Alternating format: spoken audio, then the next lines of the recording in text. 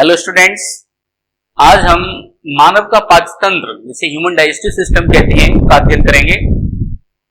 तो सबसे पहले बच्चों, ये आपके सामने मानव का पाचन तंत्र बना हुआ है, परंतु इससे पहले हम इसकी प्रॉपर इंट्रैक्शन लेके चलते हैं। परिचय।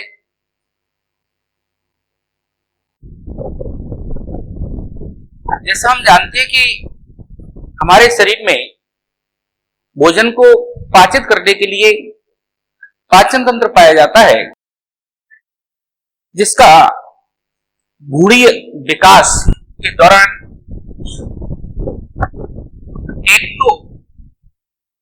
मैं इंट्रोडक्शन स्टार्ट कर रहा हूं।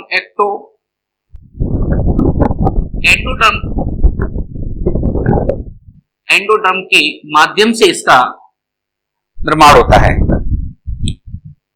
बच्चों, इसमें देखते हैं कि पाचन तंत्र के अंतर्गत हम आहार नाल और पाचन ग्रंथियों का अध्ययन करते हैं। आहार नाल जिसे हमारे माउथ से लेकर के गुदा तक पाई जाती है, और इसमें पाचन ग्रंथियों के रूप में जैसे लार ग्रंथि, यकृत, अग्नाशय प्रमुख ग्रंथियां पाई जाती हैं। इसके अतिरिक्त आंतरिक ग्रंथियां भी पाई जाती हैं। ये पाचक रसों का श्रावण करती हैं। तो पाचन तंत्र के अंतर्गत हम जैसे देखते हैं, पाचन तंत्र है, इसमें हम दो सिस्टम का अध्ययन करते हैं।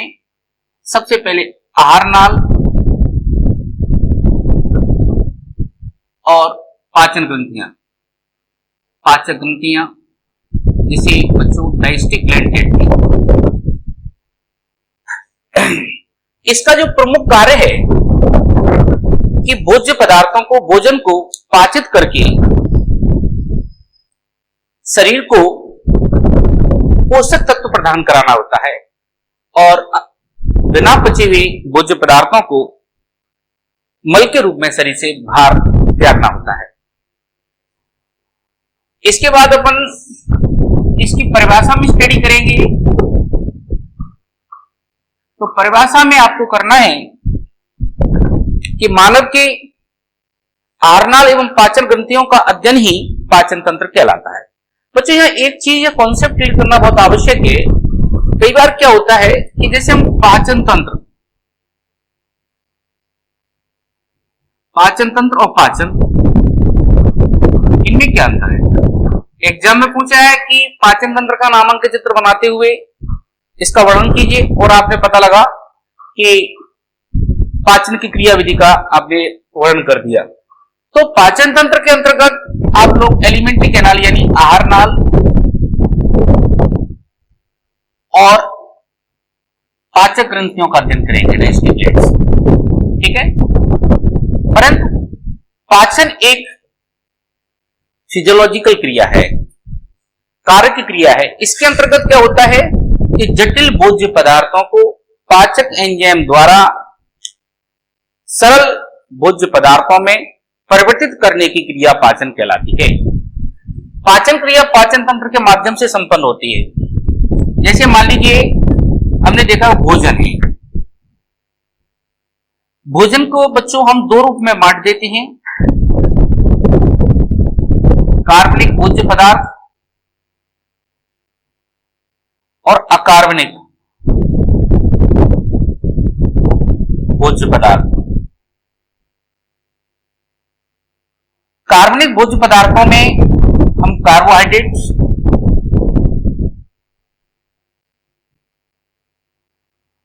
वसा और प्रोटीन, कभी कभी हम विटामिन का भी मान लेते हैं, परंतु विटामिन अलग से अध्ययन करना ठीक नहीं है। कार्बनिक, ये जो कार्बोहाइड्रेट, वसा, प्रोटीन है, कार्बोहाइड्रेट्स हमको ऊर्जा प्रदान कराने वाला प्रथम भोज्य पदार्थ है, जबकि वसा हमें द्वितीय नंबर का ऊर्जा भोजन प्रदान कराने वाला पदार्थ है, भोज्य पदार्थ है। और प्रोटीन हमें शरीर की संरचनात्मक और क्रियात्मक क्रिया करती है, साथ में फिर आवश्यकता पड़ती है तो हमें भोज्य पदार्थ भी के रूप ऊर्जा भी प्रदान कराती है। अकार्बनिक भोज्य पदार्थों के रूप में बच्चों देखते हैं तो केवल खनिज लवण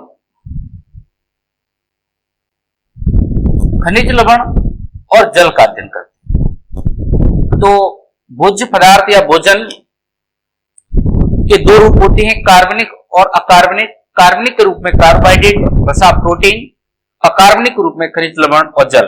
खनिज लवण और जल हमें कोई ऊर्जा प्रदान नहीं कराते, बल्कि शरीर की जैविक क्रियाओं को समन्वित, कोऑर्डिनेट करने का कार्य करते हैं।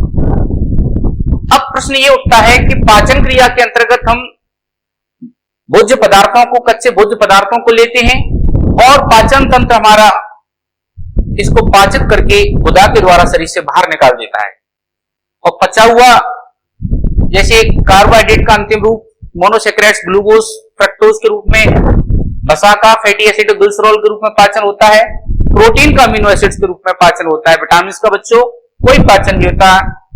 अकार्बनिक भोज्य पदार्थों के रूप में खनिज लवणों का कोई पाचन नहीं होता, जल का कोई पाचन नहीं। ये शरीर हमारे में एज सच एब्जॉर्ब हो जाते हैं और रक्त के माध्यम से ये कोशिकाओं के कोशिका द्रव्य में स्वांगीकृत होकर के हमारे शरीर की जैविक क्रियाओं को प्रारंभ करने में, जैविक क्रियाओं को संपन्न करने में सहायक होते हैं। तो अब हम आते हैं सीधा सीधा पाचन तंत्र पर। पाचन तंत्र में आहार नाल की जो पूरा पाचन तंत्र है, इसके अंदर आहार नाल, इसे अंग्रेजी में बच्चों एलिमेंट्री कैनाल कहते हैं। एलिमेंट्री कैनाल और ये digestive glands,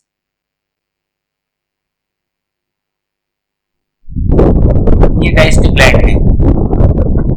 alimentary canal mouth से लेकर के उदार तक लगभग 26 फीट लंबी होती है, मगर हमारी आंत्र होती हैं, इसे इंटेस्टाइन कहते हैं, 21 फीट होती है। डाइजेस्टिव ग्लैंड्स के रूप में बच्चों हम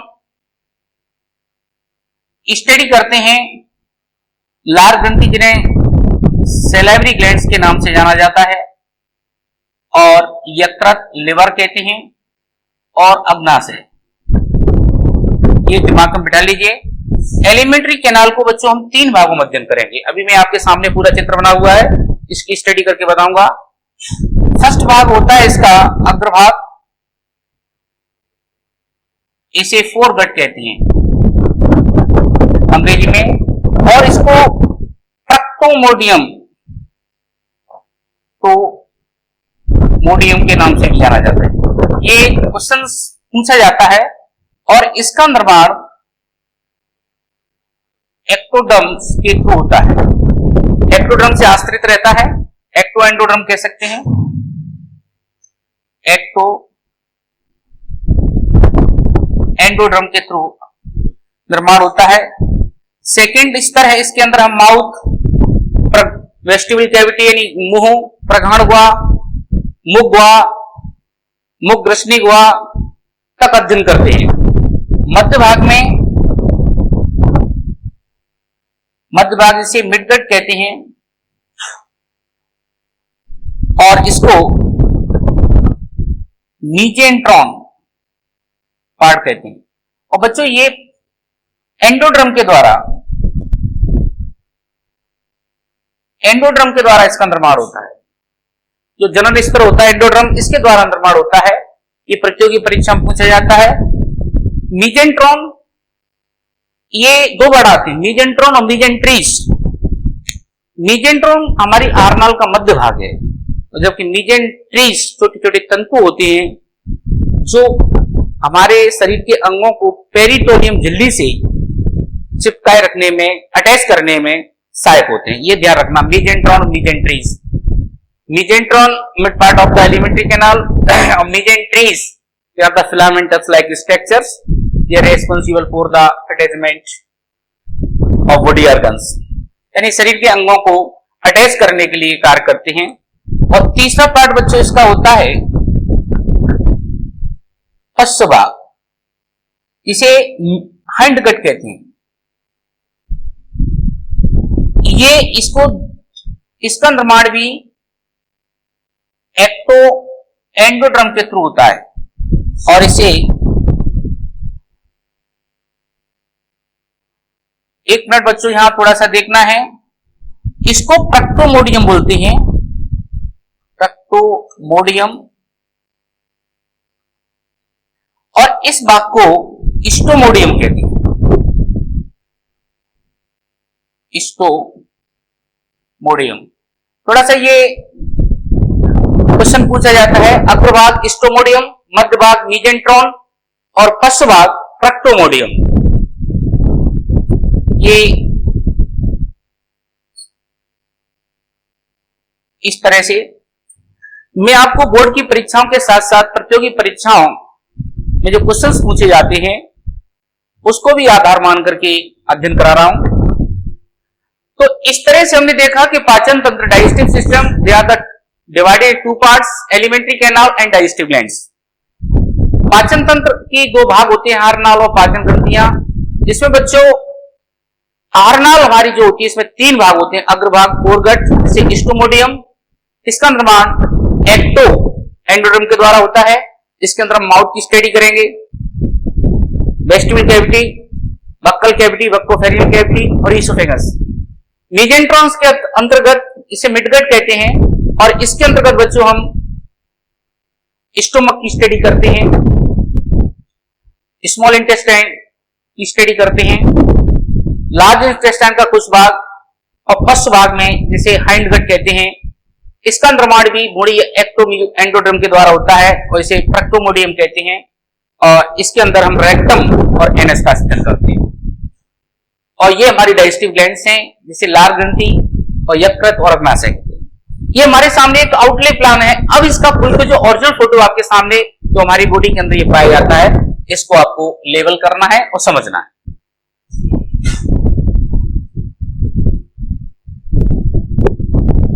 अब इसको समझते हैं बच्चों।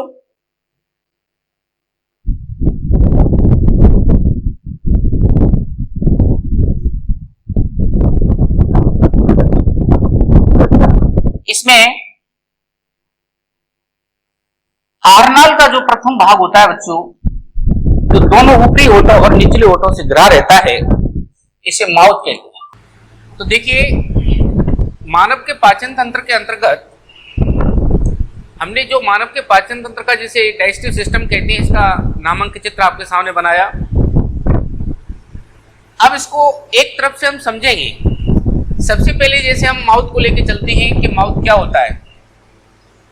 बच्चों, माउथ हमारा ऊपरी एवं निचले होठ से घिरी हुई अंतप्रस्थ जो दरार होती है, इसे माउथ कहते हैं, मुंह कहते हैं, जो भोजन को अंतः ग्रहण करने का कार्य करता है। मुंह के ऊपर, ऊपरी होठ के ऊपर एक ये खांच पाई जाती है, इस खांच को फेल्ट्रम कहते हैं, फेल्ट्रम। इसके बाद माउथ के बाद जैसे हम देखते हैं प्रगाढ़ गुहा, जिसे वेस्टिबुलर कैविटी कहते हैं।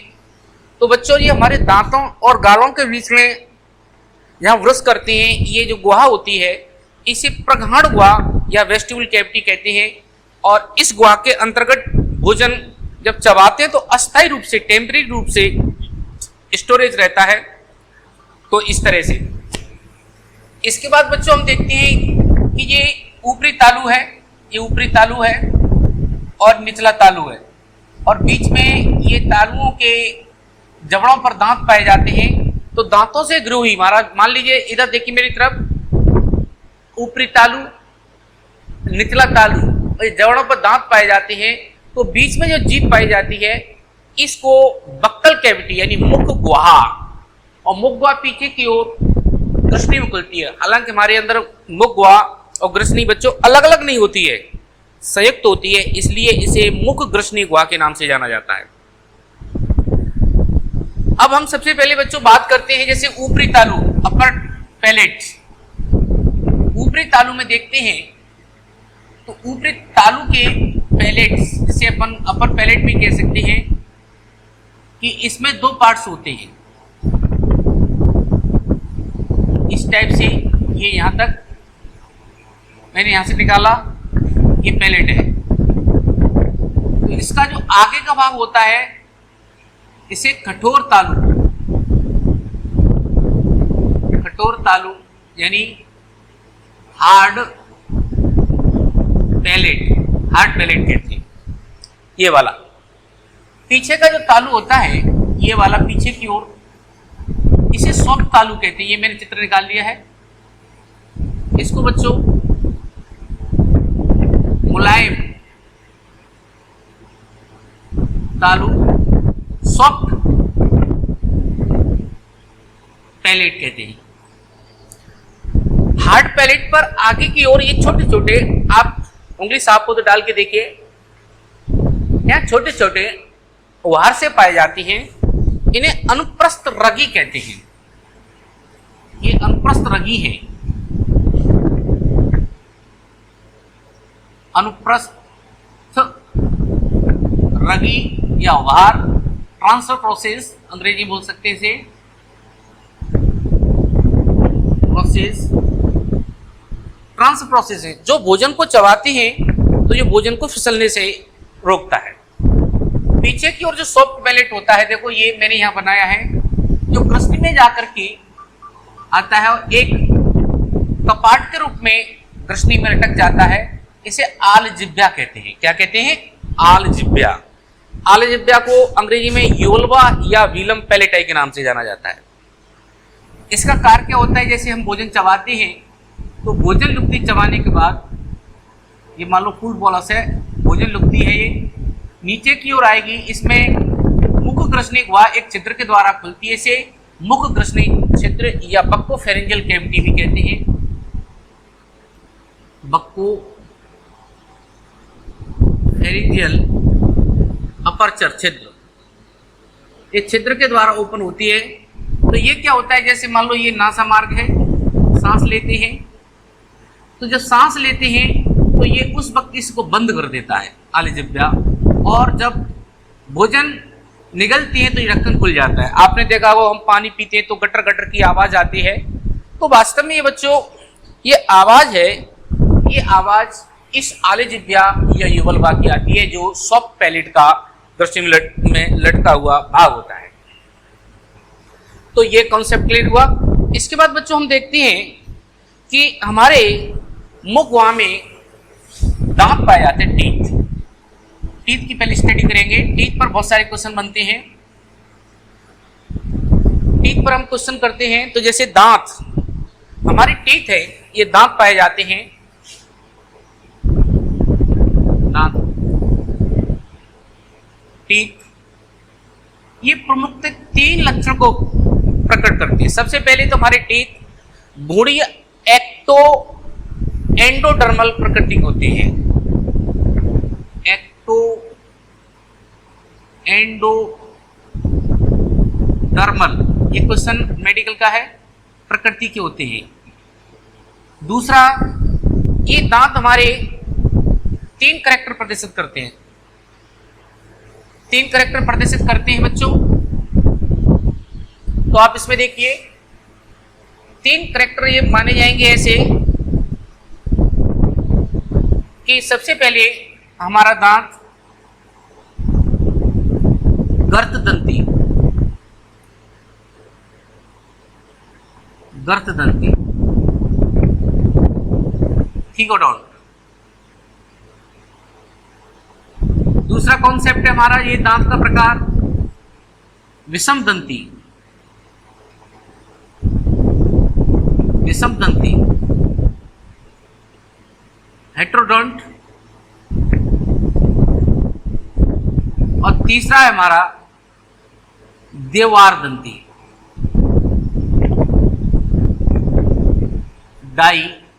डाइफायोडोंट। बच्चों हमारे ये 3 कैरेक्टर को प्रदर्शित करते हैं। सबसे पहले गर्तदंती। ये क्या होता है गर्तदंती? ऐसे दांत जो जबड़ों में धसे रहते हैं, ऐसे दांत जो जबड़ों में धसे रहते हैं, अर्थात इन दांतों में जड़ें पाई जाती हैं। जैसे हमारा आगे का दांत है इंसिजर, जो भोजन को काटने और कुतरने का काम करता है। जो साइड का है इसे कैनन टीथ कहते हैं, जो भोजन को चीरने फाड़ने का कार्य करता है। और जो मोहरी प्रीमोलर और मोलर, जो डांड कहते हैं, जो भोजन को पीसने का कार्य करते हैं। तो इन दांतों के अंदर जड़ें पाई जाती हैं, इनकी जड़ें जबड़ों में धसी रहती हैं।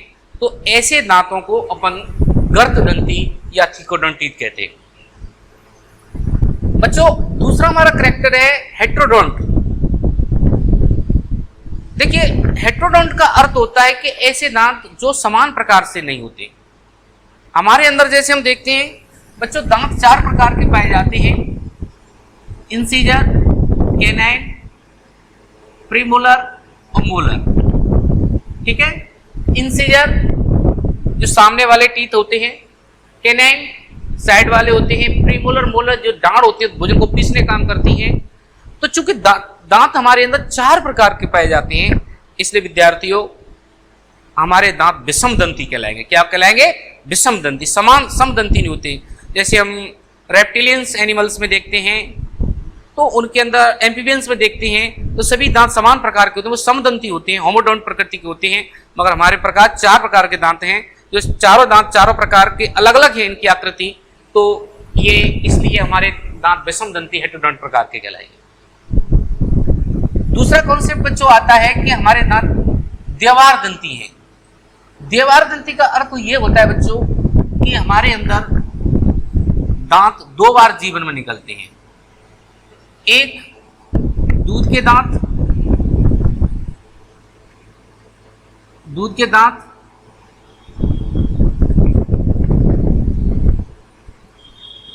और दूसरा स्थायी दांत। इन्हें मिल्की टीथ भी कह सकते हैं, मिल्की टीथ, और इनको परमानेंट टीथ कहते हैं। बच्चों ये हमारे जीवन में 2 बार दांत निकलते हैं। जैसे बच्चे होते हैं 6 वर्ष से लेकर करीब 11-12 वर्ष तक की एज तक दांत पाए जाते हैं, वो दूध के दांत होते हैं। 6 माह से लेकर के स्टार्टिंग कह सकते हैं इनकी, परंतु लगभग 10, 11, 12 वर्ष तक रहते हैं। इनको अपन मिल्की टीथ कहते हैं और इनकी संख्या ह्यूमन के अंदर 20 होती है। परंतु ये रिफ्लेक्स्ड हो जाती है, इनके स्थान पर ये जड़ते रहते हैं और नए दांत आते रहते हैं। उनको स्थायी दांत या परमानेंट टीथ कहते हैं। इनकी संख्या 32 होती है। अर्थात हमारे जीवन में दांत 2 बार निकलते हैं, इसलिए हम द्विवार दंती या डाइफाइडोंट टीथ के नाम से हमारा जानते हैं। बच्चों अब प्रश्न ये उठता है कि ये तो हमारे जैसे थीकोडोंट, हेटेरोडोंट, डाइफाइडोंट ये टीथ हो गए। इसके बाद हम देखते हैं कि दंत सूत्र क्या होता है। ये 20 और 32 की मैंने जो स्थिति बताई थी, तो आप इसको थोड़ा सा इधर देखिए, दंत सूत्र को लेकर के चलते हैं।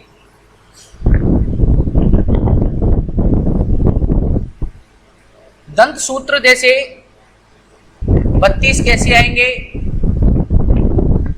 और जैसे दंत सूत्र बराबर ऊपरी जबड़े में दांतों की संख्या अपॉन निचले जबड़े में दांतों की संख्या इंटू 2, ये दंत सूत्र है। ठीक है, जैसे अब हमारे अंदर हम देखते हैं कि दूध के दांत, मिल्की टीथ 21, 0.2 अपॉन 21, 0.2 इंटू 2 बराबर 20। जैसे 2 I C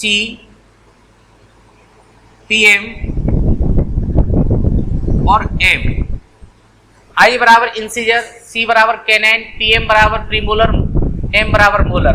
यानी इंसीजर की संख्या 2 ऊपरी जबड़े में, कैनाइन की संख्या 1, प्रीमोलर 0 और 2। तो देखिए कितना हुआ, 2 + 1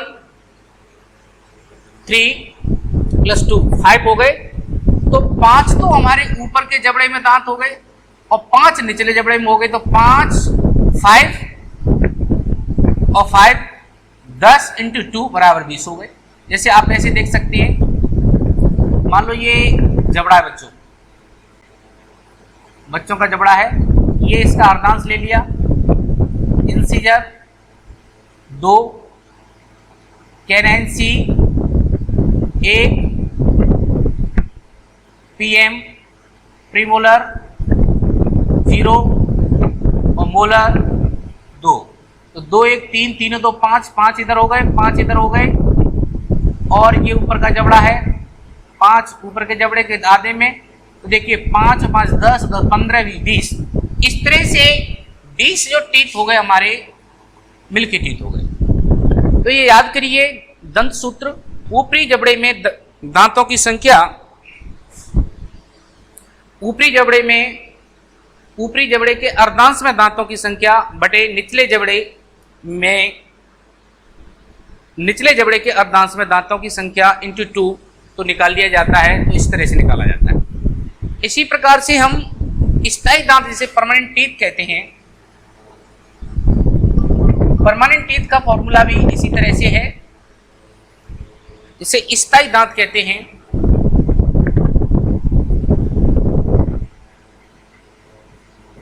दांत तो इसका देखिए 21 23 अपॉन 21 23 इंटू 2 इक्वल टू 32।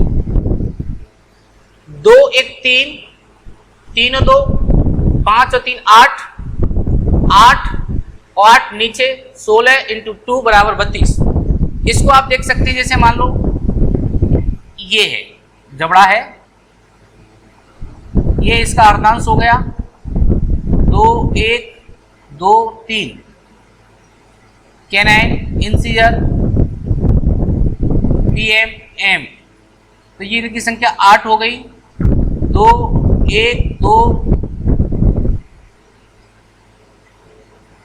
और 3, 8 इधर हो गई, इधर देखिए 8 8 16, इस तरह से 32 टीथ हो गए।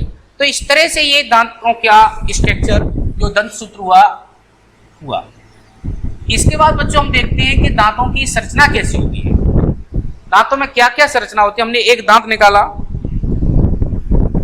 हमने इसमें से एक दांत निकाला और दांत निकाल के हमने स्टडी की, कोई भी ले लो। अब जैसे हम थोड़ी सी दांतों के बारे में बताते हैं। जो सबसे पहले हमारा टीथ है, number 1 incisor teeth, incisor teeth.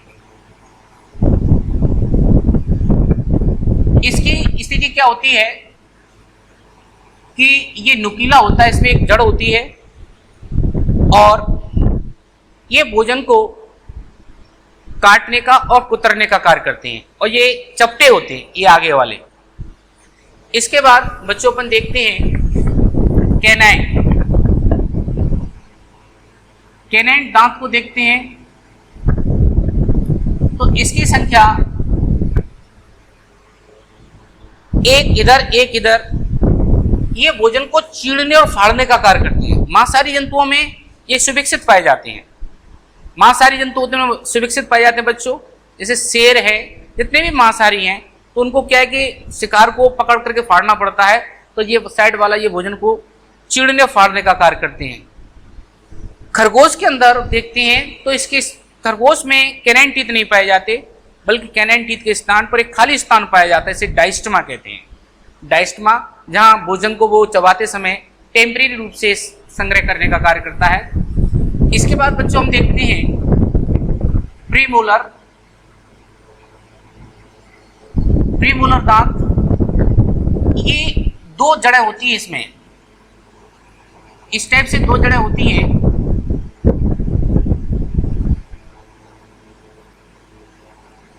दो जड़ें होती हैं और ये भोजन को चबाने का कार्य करते हैं। इसी प्रकार से मोलर टीथ, इसमें भी 2 या 3 जड़ें होती हैं, ये भी भोजन को चबाने का, पीसने का कार्य करते हैं। अब बच्चों 18 वर्ष से लेकर के कहते 23 वर्ष तक की उम्र में विजडम टीथ, इसे अक्ल दाढ़ कहते हैं, विजडम टीथ, ये करीब 18 से 22-23 वर्ष की उम्र में आता है। तो ये प्रीमोलर टीथ नहीं होकर के मोलर टीथ कहलाता है। ये मोलर टीथ होता है और अब्सेसिव टाइप से, इसका कोई कारण नहीं है बच्चों। और ये मान लिया जाता है कि साहब हमारी अकल डाढ़ होगी, तुम्हारी अकल आ गई, ऐसा कुछ नहीं है।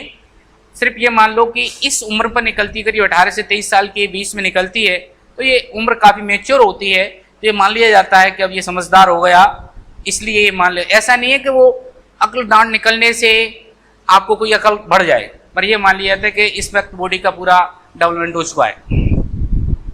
तो इस तरह से ये टीथ का हुआ। इसके बाद हम देखते हैं कि एक दांत की संरचना को देखें। अब बच्चों हम अपनी टीथ की संरचना का अध्ययन करते हैं। जैसे मैंने आपको बताया कि हमारे अंदर टीथ भोजन को काटने का, फाड़ने का, पीसने का, चबाने का काम करते हैं। अब हमने एक कैनाइन टीथ को निकाला और इसके लंबवत काट का बच्चों हमने अध्ययन किया। तो अध्ययन करते हैं तो बच्चों इसमें क्या क्या चीज दिखाई देती है। लंबवत काट LS, लॉन्गिट्यूडनल सेक्शन। तो आप देखिए, ये हमने दांत पर सेक्शन काटा। सबसे जो हमारा जो दांत दिखाई दे रहा है ऊपर की ओर व्हाइट रंग का, इसे शिखर कहते हैं, क्राउन। मसूड़े में जो है इसे ग्रीवा, नीक, और जो जबड़े में धसा हुआ है उस पार्ट को रूट कहते हैं। अब बच्चों सबसे पहले देखिए, इसके दांत के ऊपर जो सबसे टॉप जो लेयर होती है इसे इनेमल कहते हैं, और ये मूड़ी एक्टोडर्म से निर्मित होती है। एक्टोडर्म जो जनन स्तर होता है उसके द्वारा ये बनती है, और ये शरीर का सबसे कठोरतम भाग होता है।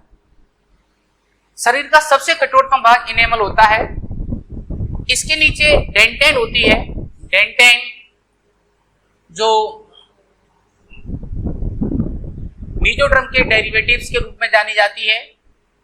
इसके बाद ये दांत अंदर से खोखला होता है, और इस खोखले वाले भाग को अपन पल्प कैविटी कहते हैं। पल्प कैविटी के अंदर रक्त वाहिनियां और तंत्रिकाएं पाई जाती है बच्चों, और ये जबड़ों में धस जाता है। तो डेंटेन को निर्मित करने वाली जो पार्ट होता है या कोशिकाएं होती हैं, इन्हें ओडोंटोब्लास्ट कोशिका कहते हैं। क्या कहते हैं? ओडोंटोब्लास्ट कोशिका। जीवित होती हैं और डेंटेन का श्रावण करती रहती हैं। और नीचे की ओर ये सीमेंट होता है, इसके भी दो रूप होते हैं, जीवित और अजीवित, जो दांतों को जबड़ों में फिक्स करने का कार्य करता है। तो इस तरह से enamel they are the hardest part of the body, they are originated by the ectoderms. Second वाला पार्ट है dentine, that originate by the mesoderms, that's secreted by the odontoblast cells. And अंदर जो कैविटी पाई जाती है that is the pulp cavity. इस pulp cavity के अंदर ब्लड वेसल्स एंड नर्व्स पाई जाती हैं, ये गम मसूड़ा है। और ओडोंटोब्लास्ट सेल्स पाई जाती है, they are the living cells, और ये डेंटेन का सीक्रेशन करती रहती हैं। सीमेंट पाया जाता है जो जीवित और अजीवित रूप में पाया जाता है, जो दांतों को जबड़ों में फिक्स करने का काम करता है। इस तरह से हमारे हुआ। अब बच्चों हम बात करते हैं जीभ। हमारी टंग जो होती है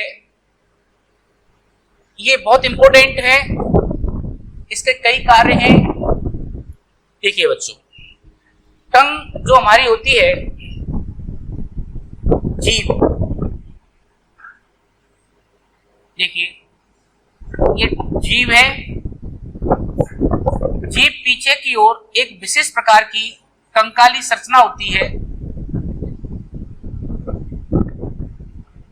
उससे अटैच्ड होती है। ये क्वेश्चन पूछा जाता है। इसे और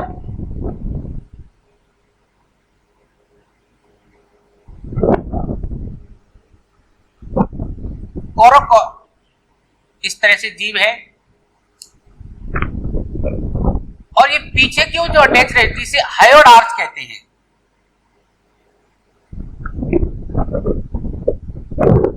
हायोड आर्च है, पीछे की ओर अटैच रहती है इस जगह। और इस पर ये जीभ है, स्वाद कलिकाएं पाई जाती हैं। आगे की ओर जो स्वाद कलिकाएं पाई जाती हैं ये हमें मीठे स्वाद के लिए उत्तरदायी है। पीछे की जो स्वाद कलिका है टेस्ट बड, ये कड़वे स्वाद के लिए उत्तरदायी है। मध्य का भाग होता है ये साल्टी, या कह सकते हैं नमकीन स्वाद के लिए। और बगल वाला जो होता है साइड वाला, ये बिटर खट्टे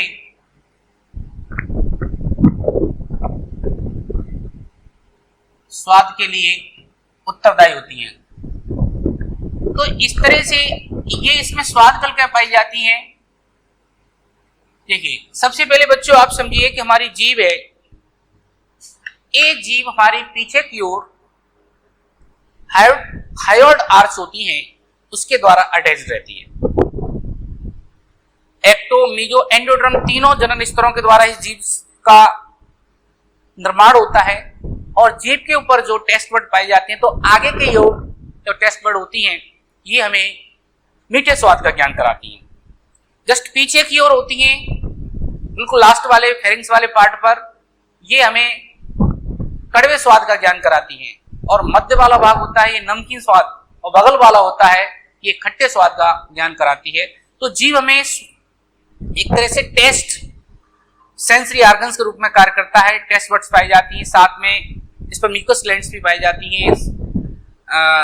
म्यूकस तो नहीं कह सकते, परंतु इसको सलेवा सिक्रेशन करने के लिए लार ग्रंथियां पाई जाती हैं, जिस पर सलेवा आता है। म्यूकस ग्लैंड्स अंदर की ओर ग्रसनी वाले पोर्शन से नीचे ईसोफेगस में जाती है, तो वहां पाई जाती है। जीभ भोजन को जब हम चबाते हैं तो बार बार पलटने का काम करती है, जिससे बार बार दांतों से पीछे जा सके। साथ ही ये स्पीच जो हम बोलते हैं, जो हमारी ध्वनि तरंगें अंदर से आती हैं, तो ये ध्वनि तरंगों को या ध्वनि की जो स्पीच में बदलने का कार्य टंग करती है। तो स्पीच को जैसे ध्वनि अंदर से ध्वनि की वाइब्रेशंस आ रही हैं, ध्वनि की तरंगें आ रही हैं, उनको एक शब्दों में बदलने का कार्य हमारी टंग करती है। तो इस तरह से ये हमारी जीभ का काम हुआ। इसके बाद हम बच्चों देखते हैं कि हमारे अंदर 3 जोड़ी लार ग्रंथि पाई जाती है। देखिए, सबसे जो कान के नीचे जो लार ग्रंथि पाई जाती है बच्चों, इसे पैरोटिड लार ग्रंथि कहते हैं। यहाँ जबाव पर जो लार ग्रंथि पाई जाती है इस जगह, इसे सबलिंगुअल लार ग्रंथि कहते हैं। और जो जीभ के नीचे पाई जाती है, इसे एक मिनट बच्चों थोड़ा सा इसमें संशोधन करिए। ये जो जीभ के नीचे पाई जाती है इसे सबलिंगुअल कहते हैं।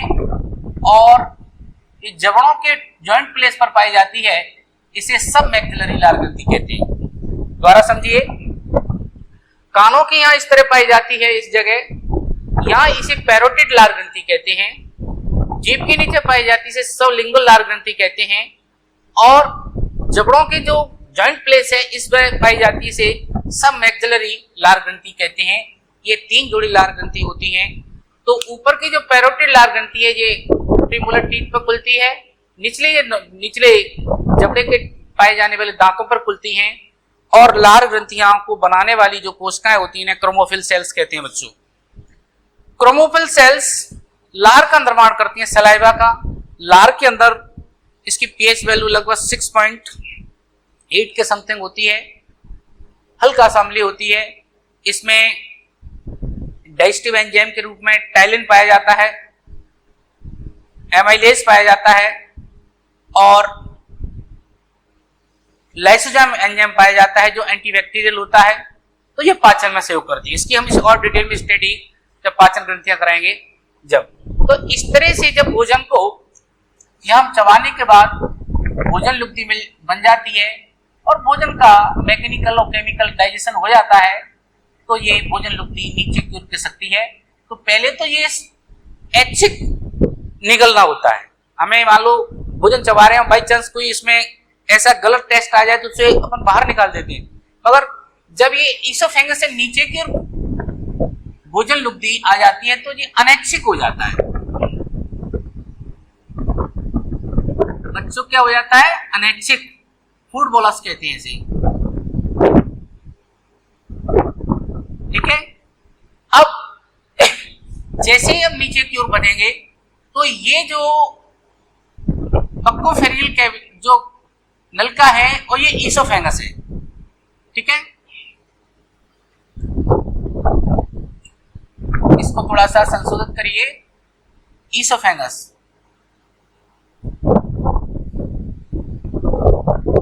ईसोफेगस है तो ये ईसोफेगस में जैसे ही भोजन आएगा तो ये बीच में कनेक्शन रेगुलर नहीं होता, ये बीच में कटा रहता है। तो यहां थोड़ा सा समझिए, देखो यहां समझने वाली बात है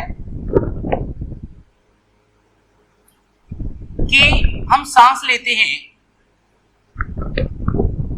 ये हमारे नासा मार्ग हो गया, नासा मार्ग से सांस आती है, उसे नेसोफेरिंजियल कैविटी कहते हैं और ये नेसोफेरिंजियल अपर्चर है। आपने सांस ली तो यहां आ गया, ये इस तरह से क्रॉस वेंट टाइप से बन जाता है, इस टाइप से। देखिए ये सांस नली इसमें पीछे है और इसमें ईसोफेगस के, जिसे अपन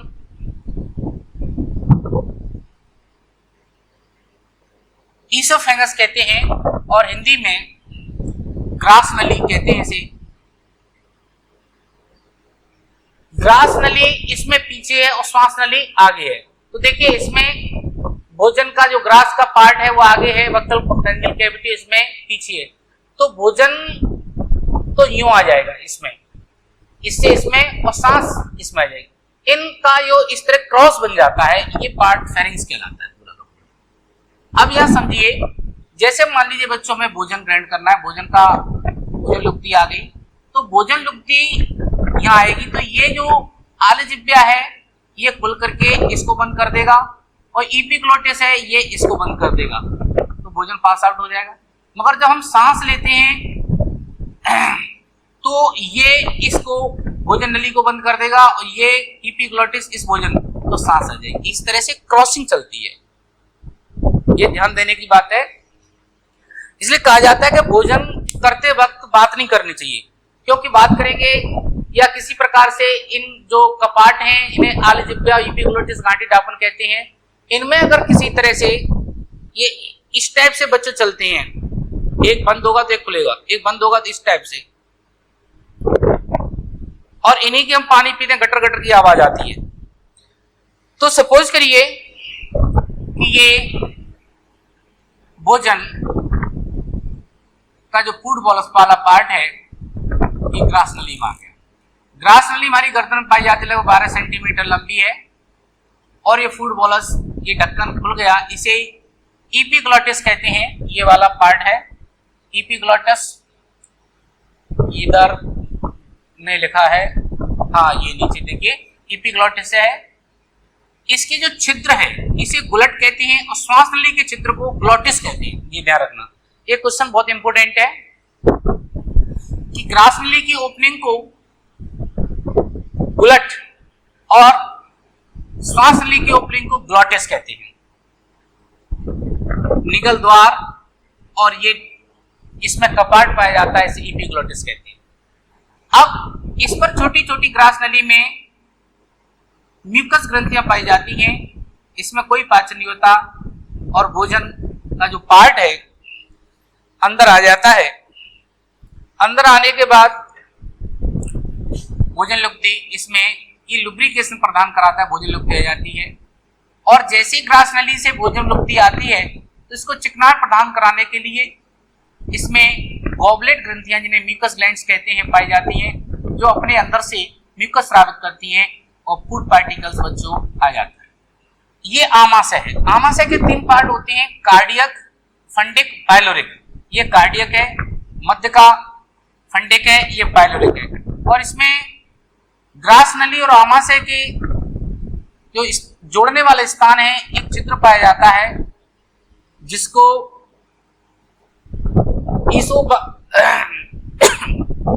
इसको ईसोफेंजियल स्टोमक अपर्चर कहते हैं, परंतु इसको कंट्रोल करने के लिए एक कपाट पाया जाता है जिसे कार्डियक कपाट कहते हैं। बच्चे से कार्डियक कपाट कहते हैं। ये क्या करता है कि भोजन को आने तो देता है मगर वापस जाने नहीं देता। ऐसे ये पाइलोरिक कपाट है, पाइलोरिक कपाट।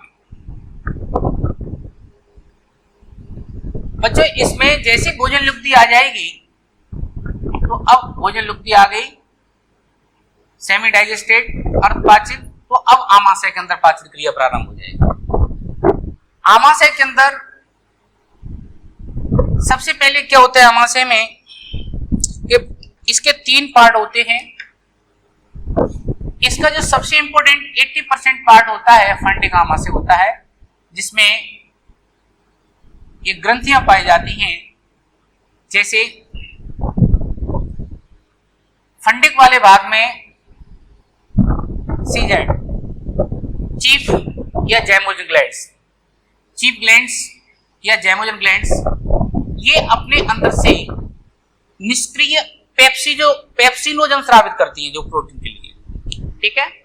दूसरी ग्रंथि पाई जाती है ऑक्जेंटिक, ऑक्जेंटिक या पेराइटल कह सकते हैं।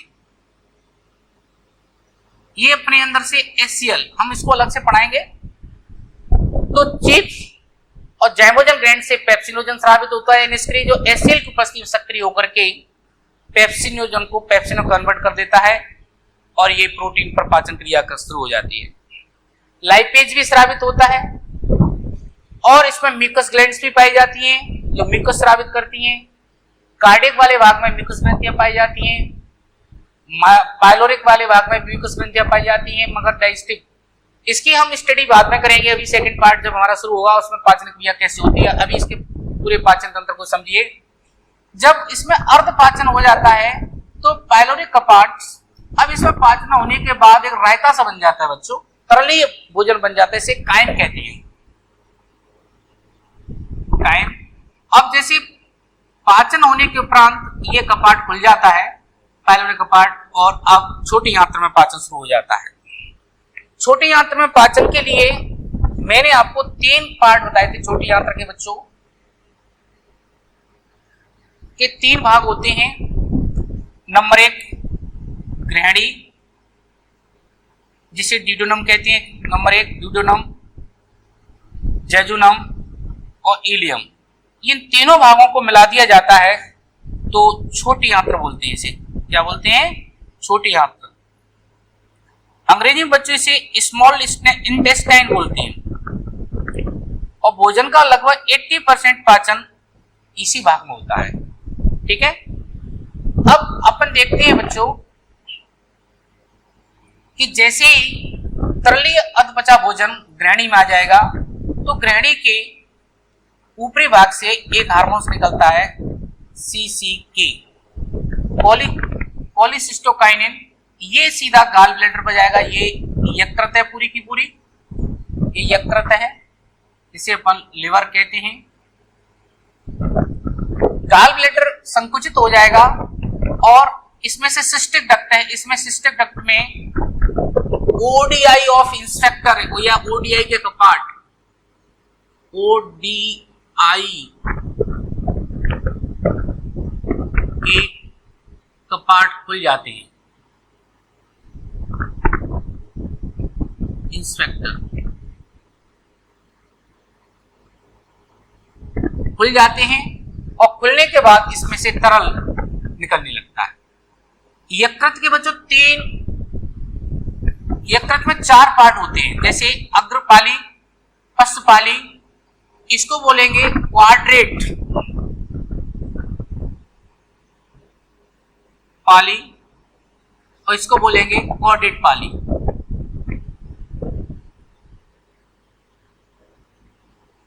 ठीक है, क्वाड्रेट पाली, क्वाड्रेट पाली, ठीक है। और ये अग्रपाली, ये छोटी छोटी कोशिकाओं से मिलकर के बने होते हैं बच्चों। इन कोशिकाओं को हेपेटोसाइट्स कहते हैं।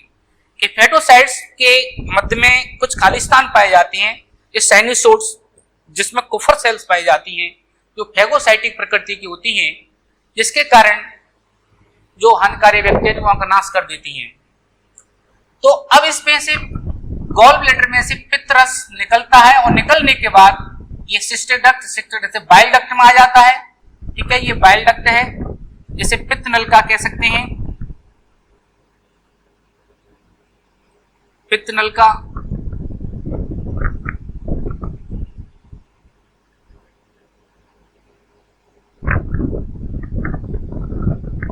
और अंत में जाकर के पित्त नलिका अग्नाशय नलिका से मिल जाती है। ये अग्नाशयी पित्त नलिका जो बनती है, पित्त अग्नाशय कोमल नलिका बन जाती है। अंत में जो कहना चाहिए पित्त इसमें आ जाता है, बाइल इसमें आ जाता है, जिसमें लवण, सोडियम टार्कोलेट, पोटेशियम ग्लाइकोलेट, ठीक है, ये लवण पाए जाते हैं। बिलिरुबिन, बिलिरुबिन पिगमेंट्स पाए जाते हैं, जो कि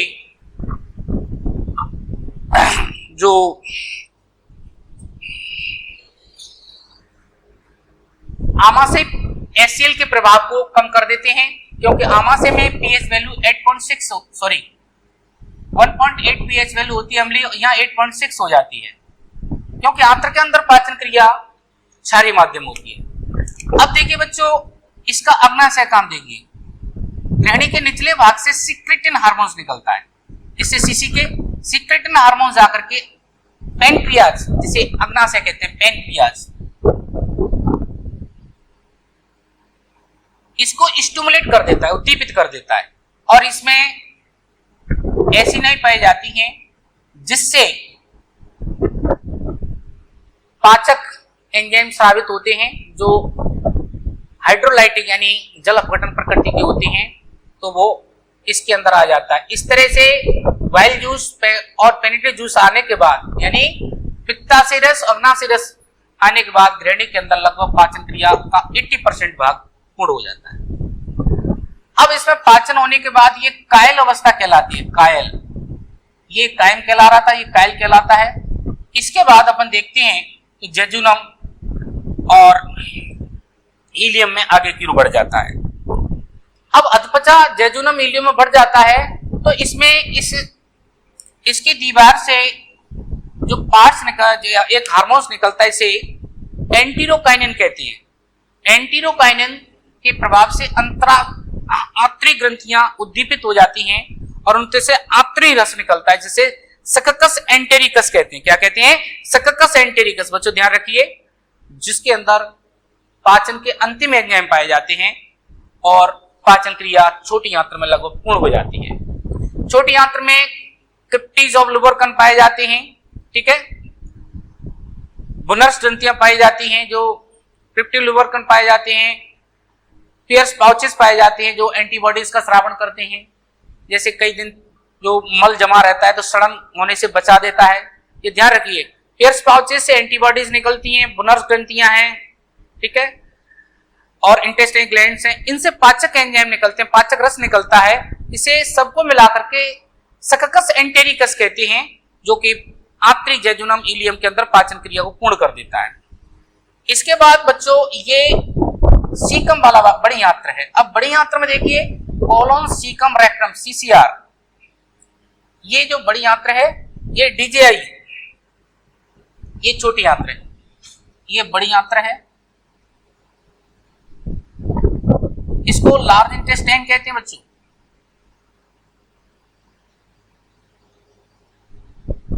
अब लार्ज इंटेस्टाइन का पार्ट सीकम है। सीकम के जैसी जेजुनम इलियम आके जुड़ता है तो सीकल कपाट होता है। ये सीकल कपाट होता है। ये कपाट क्या करता है कि सीकम में भोजन को आने तो देता है, पचे हुए भोजन, परंतु जाने नहीं देता, वन साइडेड होता है। सीकम हमारे अंदर एक तरह से अवशेषी संरचना है, कोई पाचन में सहयोग नहीं करता, मगर इसके अंदर सहजीवी जीवाणु पाए जाते हैं जो रूमिनेंट्स एनिमल्स होते हैं, जुगाली करने वाले, उनमें सेल्यूलोज के पाचन के लिए इसका सहायक है। और इसमें से बच्चों एक उभार निकला रहता है जिसे वर्मीफोर अपेंडिक्स कहते हैं। ये इसके बारे में साइंटिस्टों का कंफ्यूज है, इसका कोई कारण नहीं है, मगर आज ये मान लिया जाता है कि लसकी ऊतकों से बना होता है, ये एंटीबॉडीज बनाने में कार्य करता है। अब देखिए ये इस तरह से सेक्युलेटेड संरचना है, इसमें इस तरह से इसे कॉलोन कहते हैं। क्या कहते हैं? कॉलोन। कॉलोन कहते हैं तो कॉलोन के 3 वार्ड हैं, असेंडिंग, ट्रांसवर्स, डिसेंडिंग। और ये सर्कुलेटेड होता है, इसके अंदर कोई पाचन नहीं होता। जैसे ही इसमें पचा हुआ भोजन तो यहाँ अवशोषित हो जाता है आंतरिक विलायी के द्वारा, हम उसमें इसकी फिजियोलॉजी में बताएंगे, परंतु इसके अंदर जल का अवशोषण हो जाता है, खनिज लवणों का अवशोषण हो जाता है, और एक तरह से इसके अंदर पिट्रिफिकेशन भी होती है, सड़न होती है, ठीक है, इंडोल जैसी गैसें बनती हैं और मल का निर्माण होता है। मल में शुष्क आ जाता है और शुष्क होने के बाद धीरे धीरे मल रेक्टम में जमा होने लगता है, और रेक्टम जो से जैसे ये मलाशय कह सकते हैं हिंदी में, इसमें बच्चों मलाशय में जब धीरे धीरे मल जमा हो जाता है तो एक प्रेशर क्रिएट होता है और गुदा ये पाई जाती है, गुदा में सर्कुलर और लॉन्गिट्यूडनल मसल्स पाई जाती हैं, और इस पर ब्रेन से आवेग आता है और ये मसल्स लूज हो जाती हैं और मल को त्याग दिया जाता है। मल त्यागने की क्रिया को वहक्षेपण कहते हैं, इंजेक्शन कहते हैं। तो इस तरह से हमने पूरे पाचन तंत्र का अध्ययन किया। अब पाचन तंत्र का अध्ययन करने के बाद हम पाचन की कार्यकी को पढ़ेंगे कि पाचन की कार्यकी। हाँ, एक चीज थोड़ी सी और मैं आपको यहां बता दूं कि इसकी आमाशय की हम आंतरिक संरचना का अध्ययन करके देखते हैं व्यक्ति की, तो आमाशय में इस तरह से बच्चों लेयर्स पाई जाती हैं, क्योंकि आमाशय में पेशियों की 2 लेयर पाई जाती हैं, एक ऊपर एक नीचे, और इसके अंदर इस तरह से मंथन क्रिया होती है। इसको अपन चर्निंग मूवमेंट कहते हैं। भोजन करीब 4 से 5 घंटे तक रुकता है, जब तक इसमें भरा रहता है तब तक भूख नहीं लगती। चर्निंग तो स्ट्रॉन्ग काम होता है। तो इसकी जैसे हमने भित्ति की स्ट्रक्चर करके देखेंगे, तो और इसमें ये ग्रंथियां पाई जाती हैं,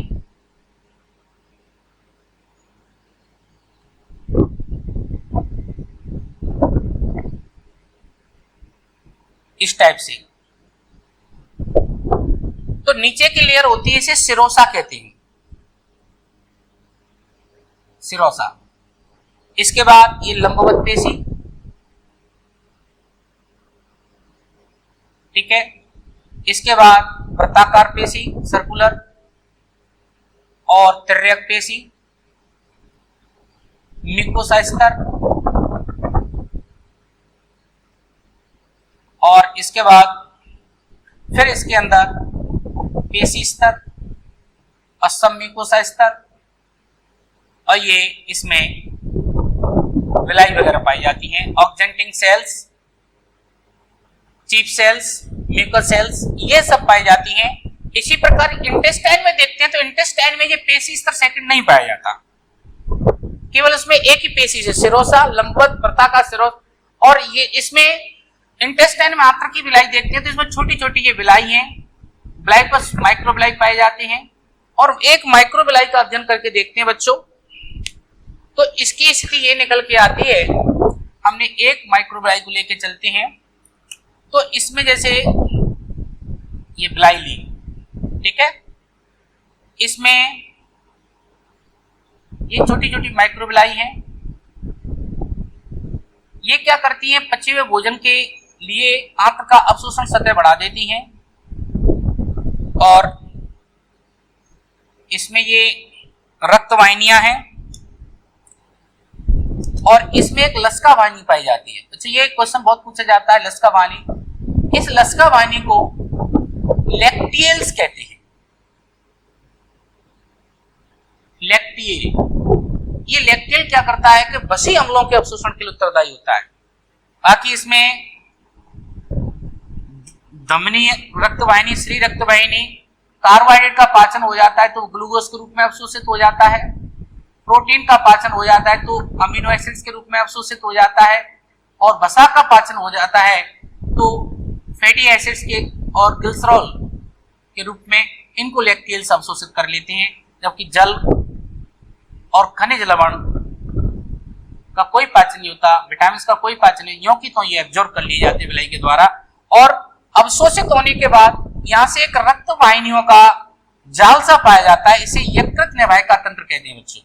ये सब ये ऐसा तंत्र है जो सीधा रक्त हृदय में पहुंच करके यकृत के अंदर पहुंचता है।